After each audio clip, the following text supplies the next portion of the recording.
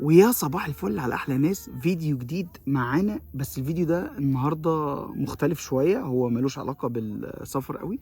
انا هوريكم النهارده انا ليه اشتريت هذا الجهاز الجميل، الايباد اير الفيفث جنريشن اللي هو 2022. ده الايباد الجديد اللي فيه البروسيسور بتاع الام 1. صراحه انا كنت متردد قبل ما اجيب هذا الجهاز، وهقول لكم انا جبته ليه. انا قعدت فتره كبيره اشوف انا ايه اللي ممكن اعمله.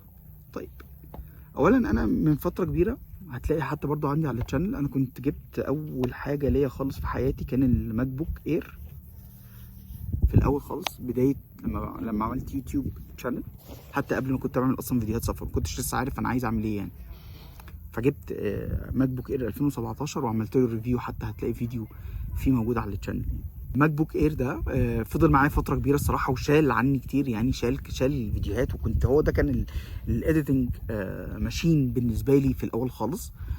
كنت بعمل اديت على الادوبي بريمير برو على الماك بوك اير. طبعا كان بطيء يعني، كان وصل لمرحله ان هو بالفيديوهات مع الكواليتي بتاعت الموبايلات والفيديوهات والكاميرات الجديده الجهاز بدأ يتقل، فغيرته ورحت اشتريت ماك بوك برو. جبت واحد ماك بوك برو جديد بس كان مستعمل، ما كانش جديد.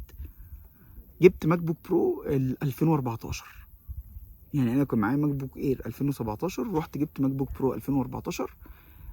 وساعتها ما كانش يعني جبت مستعمل عشان ما كانش معايا، ما كنتش عارف اجيب الماك بوك برو الجديد يعني. مش قصدي ان انا كنت اجيب حاجه قديمه يعني، بس الصراحه الجهاز شالني شيله كبيره جدا لمده 3 سنين، ببقى الفيديوهات الجديده بالكواليتي الجديد بكل حاجه. وانا بصور الفيديوهات بتاعتي، بقيت مؤخرا بصور الفيديوهات بتاعتي. كنت زمان بصور بالاكشنز كاميرا ومش عارف ايه والكلام ده، دلوقتي بقيت بصور الفيديوهات بتاعتي بالايفون بصراحه.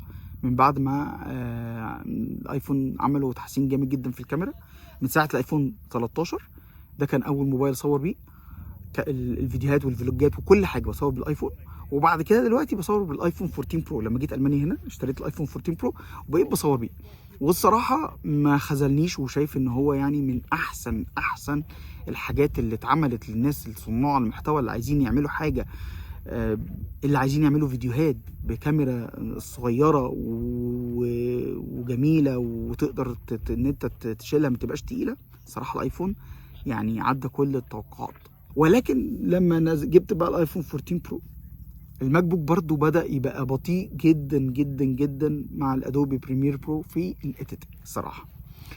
وانا يعني انا بحب الفاينل كات برو، بس انا ما كنتش عايز اشتريه عشان يعتبر غالي برضو، وما كنتش هشتريه وانزله على ماك بوك برو 2014. هيبقى بطيء، مش هيبقى احسن، مش هتاخد احسن اداء يعني. تمام.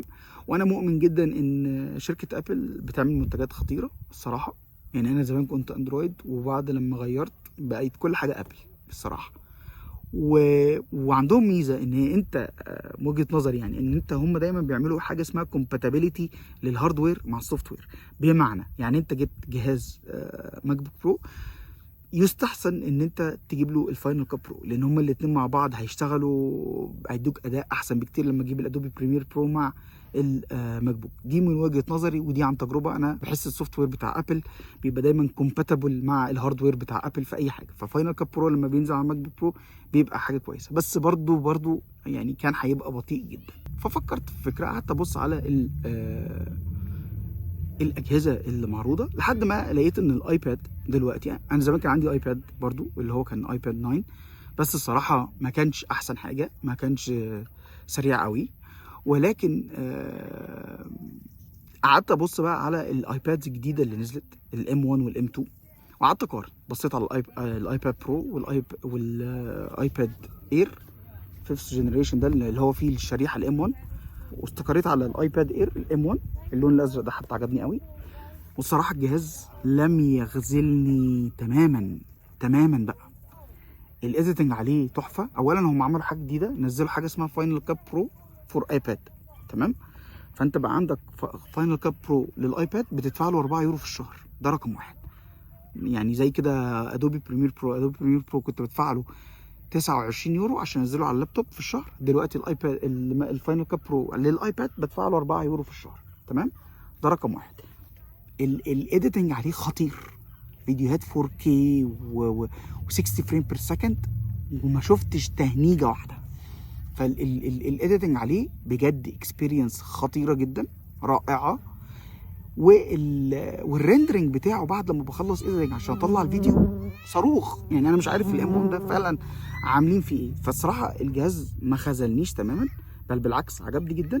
وكانت بقى برضو حاجه اضافه ليا في موضوع الايباد، القلم والمذاكره. لا يعني انا مثلا بذاكر دلوقتي الماني، فانا يعني فكره ان انت يبقى عندك كشكول بقى وتكتب والكلام ده يعني بطلت الصراحه. فحد لما جبت الايباد وبدات اذاكر عليه الالماني، وبدات اجرب الاكسبيرينس بتاعت ان انا اكتب بالقلم، لا انبهرت الصراحه. يعني انبهرت جامد، يعني انبهرت جامد جامد جامد. يعني الموضوع مبهر، موضوع القلم جميل وسريع وبتقدر ان انت يعني تكتب كل حاجه، تدون كل حاجه. فالموضوع كان الصراحه مجزي. يمكن الحاجه الوحيده اللي بالنسبه لي وحشه في ده هو الميموري بتاعته 64 جيجا بايت. فالميموري بتاعته قليله، بس برضو ما كانتش بالنسبه لي عائق قوي، لان انا عندي الماك بوك برو بتاعي 256. فال 256 بنزل عليه الحاجه، واللي انا عايز اعمله اديتنج بس بنزله على الايباد، ولما بخلص بشيله احطه تاني على الماك بوك برو على الهارد ديسك. يعني ما كانتش بالنسبه لي مشكله.